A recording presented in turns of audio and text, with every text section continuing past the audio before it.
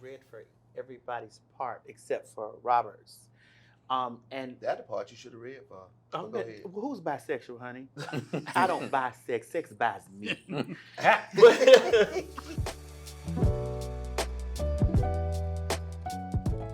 Gay guys are so stupid. I know. But we've been smart enough to brand ourselves as being smart. It's our little secret.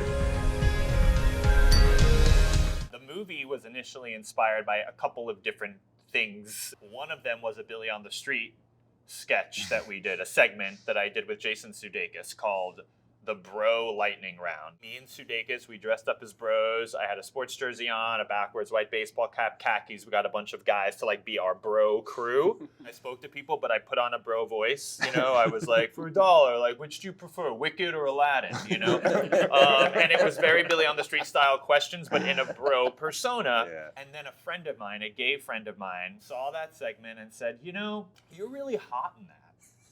He was sort of kidding, but I can tell he wasn't kidding. Like, for the first time in 20 years, he thought I was hot because I looked and sounded like a completely different person. Sup?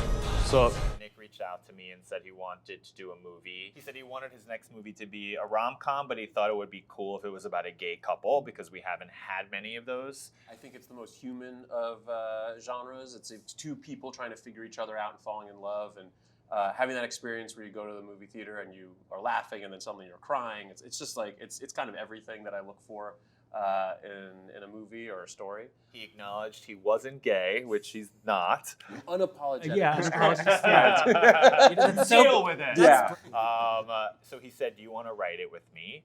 And I'll direct it. And 5 years later, here we are. We all are very passionate about who we are and the space that we take up in the LGBTQ community. It was important for all of us to make sure that our characters showed up in the space, you know, because what that does is represent who we are in real life. Let's start with Robert. I feel like this is going to be notes about me, not about my character. Robert, he's bisexual and mad. This happens to be Bisexual Awareness Week, and no one has acknowledged it. I have done a lot of rom-coms. This is the first time that I was in a rom-com with a guy. Yeah. So that was really exciting. So it felt like it was obviously more personal. I was able to bring a lot more of myself and sort of my personal experiences to it, and that was really, really great.